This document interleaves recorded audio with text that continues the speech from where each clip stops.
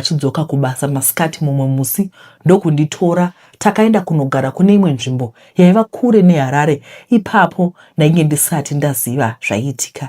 Takaenda kuimba yainge yakati kure. Ndipo pandakatanga kuona murume wandisingazivi achiuya kumba.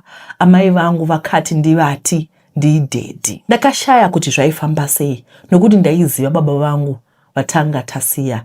I don't think I asked questions because I was young, but I never called that man daddy zvaisabuda. Amai vangu vaisafara nazvo, vachigara vachindituka, asi handina kuita give in. Ndakatsvakirwa nzvimbo yechikoro pedyo nemba. Ndakatanga kuenda kuchikoro chitsva.